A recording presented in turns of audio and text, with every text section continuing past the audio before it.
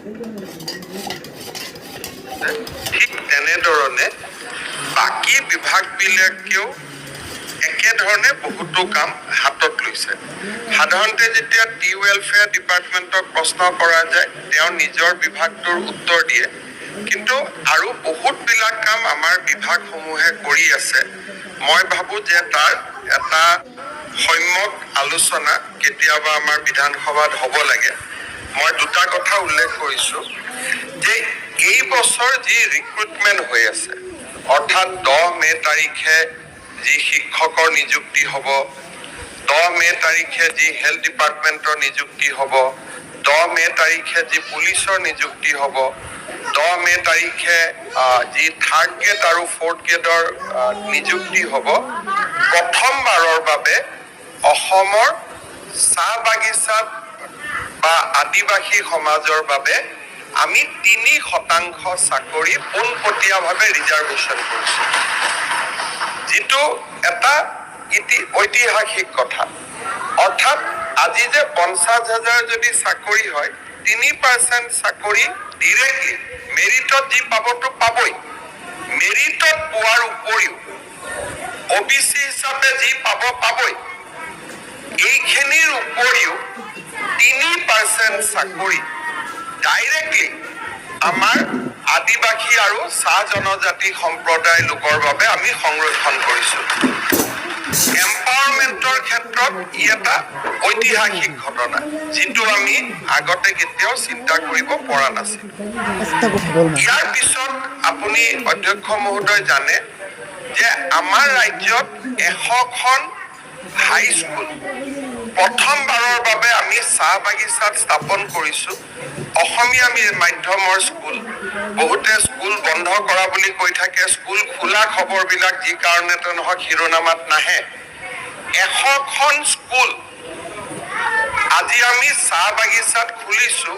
আৰু অসমীয়া মিডিয়ামত খুলিছোঁ। বহুতে মাধ্যমৰ কথাও কয়, আমি অসমীয়া মিডিয়ামত খুলিছোঁ আৰু এই 100খন স্কুলতে অসম্ভৱ ষ্টুডেণ্ট হৈছে। তাৰ প্ৰতি ডিমাণ্ডৰ প্ৰতি লক্ষ্য ৰাখি এইবাৰ আমি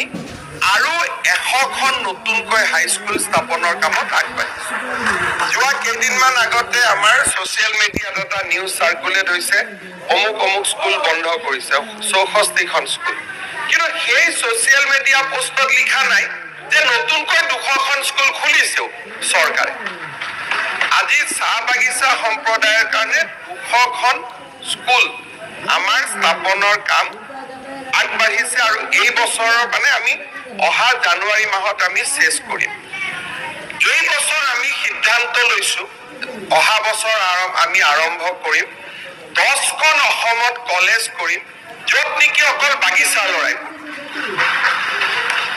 10খন নতুন অসমত আমি ডিগ্ৰী কলেজ কৰিম। বাগিচা লৰাই বুলি ক'লে দাঁতি কাষৰীয়া নন টি ষ্টেট লৰাই পঢ়িব, আমি একেবাৰে জাতিগত পাৰ্থক্য কথা ইয়াত কৰা নাই। কিন্তু চাহ বাগিচাৰ ভিতৰত আমি 10খন নতুনকৈ কলেজ কৰিব গৈ আছোঁ, যিটো এক্সক্লুচিভলি টি গাৰ্ডেন ডমিনেটেড এৰিয়াত আৰম্ভ হ'ব। এই কথাবিলাক আগতে কোনেও চিন্তা কৰা নাছিল। যোৱাবাৰ সদনত আলোচনা হৈছিলে যে চাহ বাগিচাৰ শ্ৰমিকে ইলেক্ট্ৰিচিটি ডিউজ দিব পৰা নাই। আমি 150 কোটি টকা তেওঁলোকৰ হৈ ইলেক্ট্ৰিচিটি ডিউজ দি বকেয়া যিমান আছে সিমানখিনি আমি তেওঁলোকক মাৰি দিয়াৰ বাবে আমি এটা সিদ্ধান্ত ল'লোঁ আৰু এই সিদ্ধান্ত ইতিমধ্যে আমি ৰূপায়ণ কৰিম। ইয়াৰ পিছত আমি এটা ঐতিহাসিক, আমাৰ তিতাবৰ সমষ্টিৰ বিধায়ক ডাঙৰীয়াই বাগিচাৰ লাইনৰ কথা কৈছে, এটা আমি ঐতিহাসিক সিদ্ধান্ত লৈছোঁ ইন প্ৰিন্সিপল। কেনেকৈ ৰূপায়ণ কৰিব লাগে তাৰ এটা এক্সপাৰ্ট কমিটি আমি কৰিছোঁ। ইমান সহজ কথাও নহয়, কৰিব যাওঁতে সময় লাগিব, কিন্তু আমি ইন প্ৰিন্সিপল মন বান্ধি লৈছোঁ যে চাহ বাগিচাৰ লাইনৰ মাটিখিনিৰ মালিক আমি বাগিচাৰ শ্ৰমিকক কৰিম। যে লাইনত যিমান লাইন আছে, আছাম টি কৰ্পৰেশ্যন দি অহা বছৰ আমি আৰম্ভ কৰিম, যিহেতু এইখিনি আমাৰ ল' হেঙিং ফ্ৰুটছ বুলি কয়, যিখিনি আমি লগতে কৰি দিব পাৰোঁ। আমি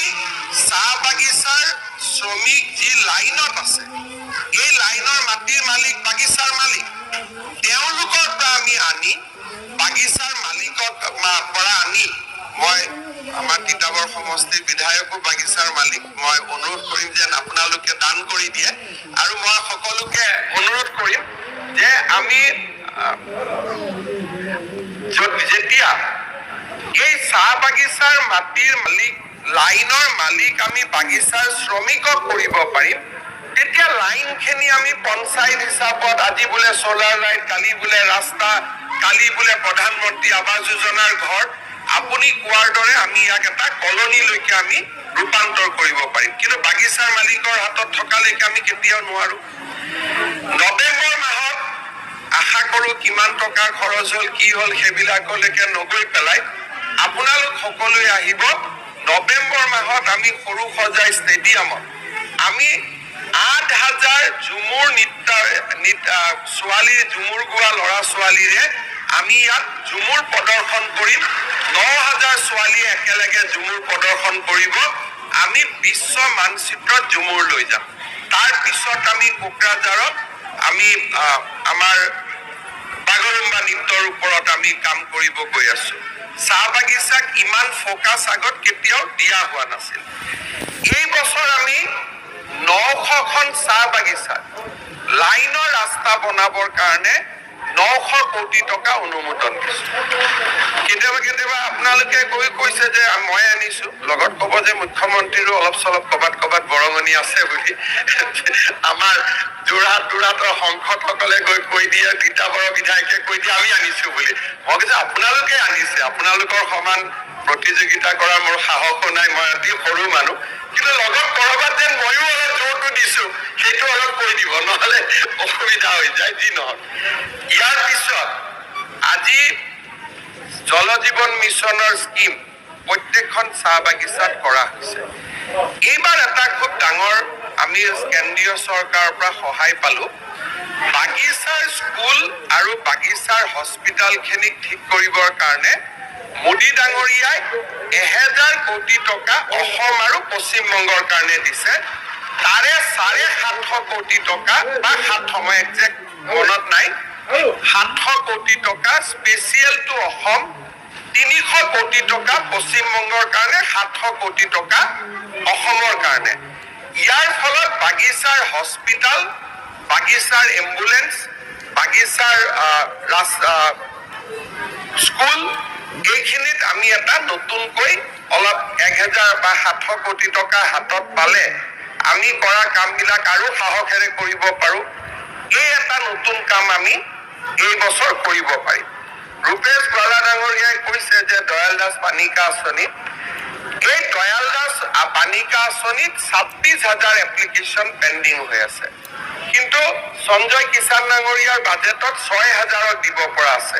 মই প্ৰতিশ্ৰুতি দিছো যে অহা বছৰ এপ্ৰিল মাহত ২৬,০০০ একেলগে আমি দি দিম যিমান এপ্লিকেশ্যন পেণ্ডিং আছে কোনো বিচাৰ কৰাৰ প্ৰয়োজন নাই যিমান ২৬,০০০ পেণ্ডিং আছে যিখিনি কিবা কাৰণত ডিছকুৱালিফাই হ'ল যে চৰকাৰী চাকৰি পালে কাৰণ ৩% চাকৰিত কিছু ল'ৰাই চাকৰি বাকৰিও পাই যাব যিখিনি কোৱালিফাই হৈ থাকে এই ২৬,০০০ক আমি একেলগে দয়াল দাস পানিকা দি দিম অহা বছৰ আমি আৰু এটা সিদ্ধান্ত লৈছো